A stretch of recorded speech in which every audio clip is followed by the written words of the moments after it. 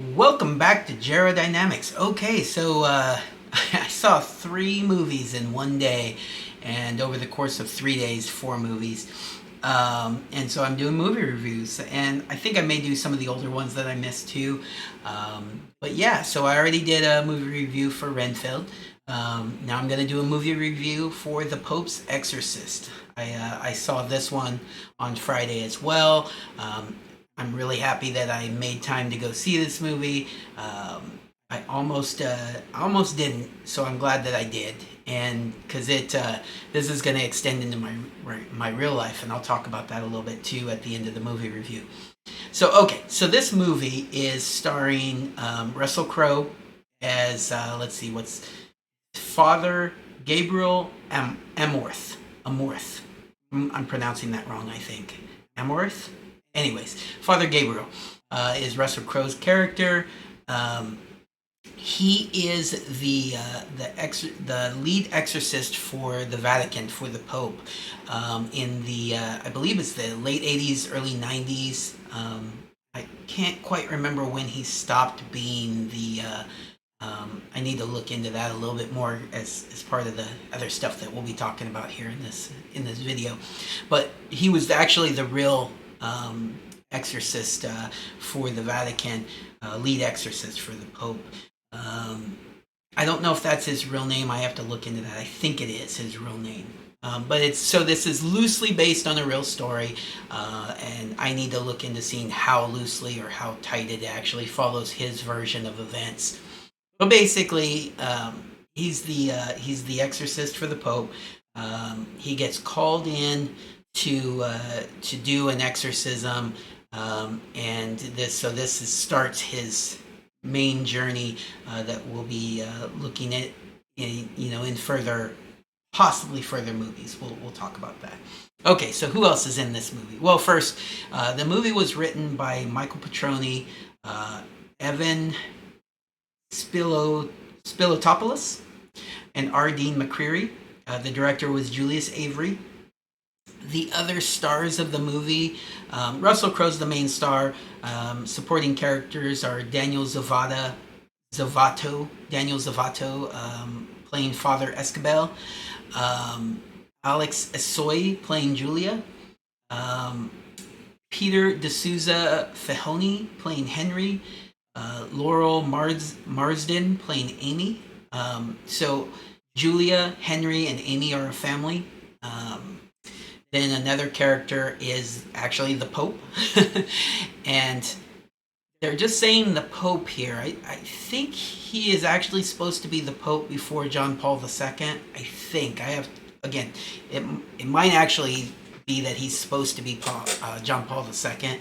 I don't know that they actually say that in the movie. Now I need to look into that too. But anyways, he's played by Franco Nero. And so he plays the Pope. You have Cornell John playing Bishop Lumumba. You have Ryan O'Grady playing Cardinal Sullivan.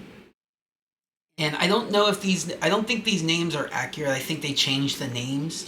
But these are real characters in real life. There is let's see here. Who else should we talk about? Father Gianni that's a small character. That's a fun character, but small. Matthew Sim is Cardinal Abeto.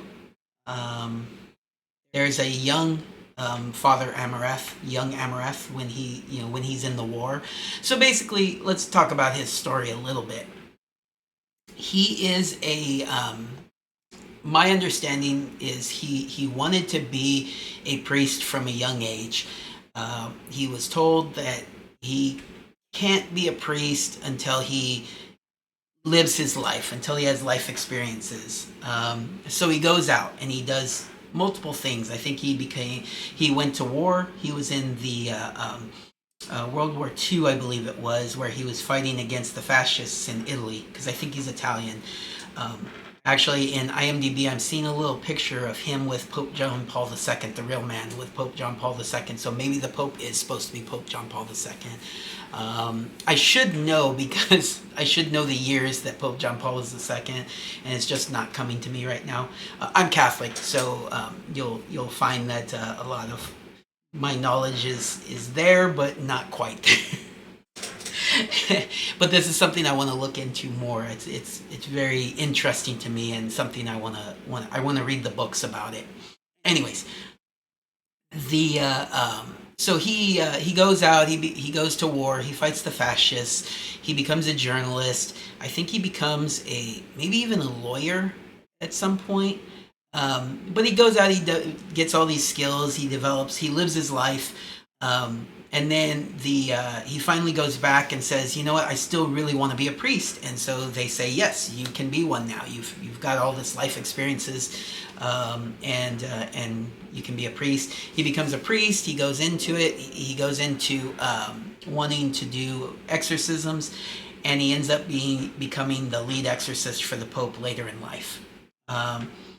Well, the Vatican has gone through a lot of changes over the years, and in the movie it kind of represents this. I'm not 100% sure how accurate all this is. It might have been played up for the movie a little bit, but I do know that there's conflicts within the Vatican. So the Vatican is saying that this concept of exorcisms and demons is kind of outdated. It's not really, something that the modern church should be built upon, and that maybe these things aren't not as real as maybe some other people believe, like Father Emerath and the Pope. Maybe demons aren't as real as they were initially led to believe.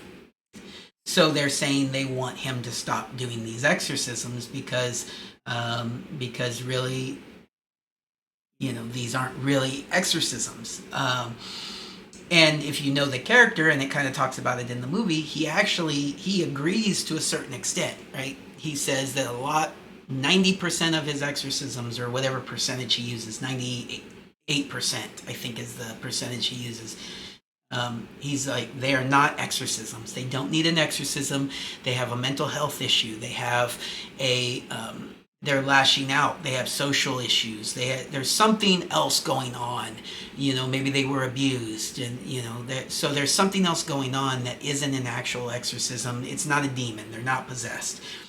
And there have been instances where in these situations they actually move forward with the exorcisms to the detriment of the individual, and so that is definitely something that has happened and needs to be, so it's a valid concern. But he specifically says that when this happens, he'll go through theatrics, or he'll go through, he'll play along with the individual and convince them that he has exorcised the demon to try to get them basically to come back down, to think, because maybe they really believe that they are possessed by a demon, and he'll quote unquote exorcise the demon. So that's something that happens at the very beginning of the movie. He comes into a house. There's a young man who is possessed by a demon. He asks a couple of questions. Through asking these questions, he kind of realizes that the guy probably really isn't possessed by a demon. And so he goes in and he plays along, and he challenges the so-called demon. And he says, if you are such a great demon, then why have you possessed this random young man who you can't get any benefit from? And the demon, or the person's like, I can possess whoever I want. And he's like, oh yeah, well, can you possess a pig? And he's like, yes, of course. So they bring in a pig, and he's all like, possess the pig then. And he possesses the pig, and then he shoots the pig. And so basically showing the person that the demon is no longer in him. All theatrics. The guy wasn't ever really possessed, and everybody goes about, hopefully to have better lives. Well, the priest who was there reports him to the Vatican for not handling it, quote unquote, properly. And so that's how the movie starts out, with the Vatican questioning him and saying that they don't need him in that role anymore. And he's like, well, my boss is the Pope, so you need to talk to him. And then so it moves on to the family. The family is moving into this abbey in Spain, that was left to them by their husband's family when their husband, the father, passed away in a car accident, a brutal car accident that the son witnessed. Very tragic. And so she's trying to have this abbey restored and sell it so that her family can use that money, because they didn't get any sort of money when the husband passed away. They only got the abbey, so they can use that money to live their lives moving forward. And so they show up, and the reconstruction is going on, and they're going to live in it while it's being fixed up. And so while they're doing the construction, something happens. Damage happens to a certain area of the abbey, and when that happens, an actual demon is released from a somewhat of a prison that it was in. And so that demon possesses the young boy, due to his trauma that he experienced by seeing his father, killed in a car accident. And this is where the Pope's exorcist, Russell Crowe's character, gets called in. Father Gabriel, we'll just call him Father Gabriel, is brought in to see if it's in need of a real exorcism, and to perform the exorcism. Well, during the course of the interview and meeting the child, he finds out, yes, this really is a real exorcism that needs to be done. And moving forward, that's the movie moving forward. So I haven't given away any real spoilers yet. Just kind of giving you ideas, basically concepts that you could have seen from the trailer. But now I'm going to really do some spoilers. If you want to jump ahead, you can. At the end of the review, I'll also be talking about, real life stuff. Okay, so he goes through, the demon specifically called to him because the demon called for the priest. They brought in the local priest. He said, not that priest. It was kind of a funny scene. That priest reports to the Vatican, says, that this demon is possessing this child, and wants a different priest. So they send the exorcist for the Vatican, Father Gabriel. He goes down there. That's who the demon wants. And they proceed to have kind of like a battle of wills. Because the demon wants to possess him so that he could then lead the church from inside. And apparently the demon had done this before, had possessed the exorcist for the Vatican in the 1400s or the 1500s, and caused the Spanish Inquisition. So they're saying that this demon possessing a high-ranking member of the Vatican caused the Spanish Inquisition. However you want to take that, as far as, is it kind of giving a pass? And when I read the books, I kind of want to see if that's something that's really talked about in the books, if they really try to blame the Spanish Inquisition on this possession.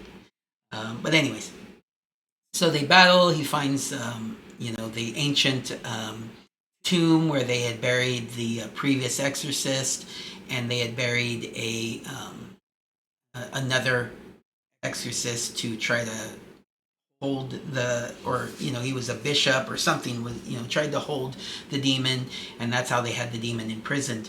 And while he's down there, he's able to figure out the demon's name, which he needs to be able to have more of a chance of being able to exorcise him. But when he finds out the demon's name, finds out he's a very high-ranking demon, highly powerful demon, the king of hell, basically. So not Satan, obviously, not Lucifer. But I'm trying to remember, does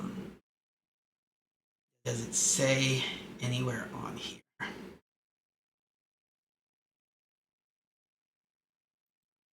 I am forgetting the name of the demon, but it's a common name that you've heard of before. Who's kind of the king of demons, basically. And so it's a hard fight. He has help from the family. He has help from the other priest. and but they in the end they're able to exorcise the demon, and through the documents they find that this is one. So when back when the back when Lucifer rebelled in heaven, um, some angels sided with him, and they were thrown out of heaven. Well, they were thrown out of heaven. They landed on Earth and went into the Earth, and you know, then created hell. And so they're saying that this was the landing spot of one of the demons, that demon specifically. And so they find this map of all these other demons because the that demon wants to go around and gather an army of other demons and be able to take over the world. And so they need to go around and they need to exorcise all these demons, the main 200 demons, fallen angels, as it were. And so that's kind of how the movie ends. Ends on a happy note. The family goes on and has a good life, and he goes on, and with the help of this priest that he meets in Spain, he goes on and he continues being the exorcist. So that's the end of my movie review. Well, the end of the spoilers. Basically, great movie, especially if you're into exorcisms type things. There is some nudity in the movie. There's some violence, some language. It is let's see, is it R-rated? Yes, it is R-rated. So don't take your kids necessarily. I think it's going to be out of theaters here pretty soon. I would recommend seeing it in the theaters, but I don't think you're going to be able to see it in the theaters for much longer. So if you do want to get out there pretty quick, after it comes out of theaters, make sure to watch it streaming. It's a great movie for that. You'll enjoy it. And yeah, just probably not for the kids, but good stuff all around. I enjoyed it. Okay, so some real life stuff. So basically, as I said, I'm Catholic and very interested in these kind of things and history, and I need to know more about his character. I wanna look into it. I know the man himself wrote many books, and this movie is kind of based on that. So I want to see how closely it aligns to his books, and did he really go on and start trying to exorcise all these 200 fallen angels? What was the course of his life? So my goal is to get some of his books and learn more about him, and maybe I'll do some follow-up videos. Not sure if that's something you're interested in, but I'm very interested in it. And I think he's a really, really interesting character, and a real life person. Obviously, a lot of the stuff that takes place in this movie is probably, more theatrical, but I don't know. Maybe he really is saying that all of this actually happened during the course of the exorcism. And whether you believe that or not is kind of up to you, as far as, how much you believe in that sort of thing. I do believe in it. I do believe that this, it's very possible that the events that take place in this movie are similar to what happened in real life, when he went and actually tried to exorcise the demon. All right, so I'm going to read those books. Super interested in seeing what happens with that. And yeah, this video has gone a little longer than I wanted, but I don't know. I find this kind of stuff interesting. Let me know in the comments if, I don't get too many comments, but if you decide to comment, if you're interested in me doing more videos about exorcisms and history of the church and that sort of thing, if you're interested in demons and angels, that side of the supernatural, as it were. So, I don't know. I'm interested. Let me know what you think. All right, everybody, take care. Have a good day.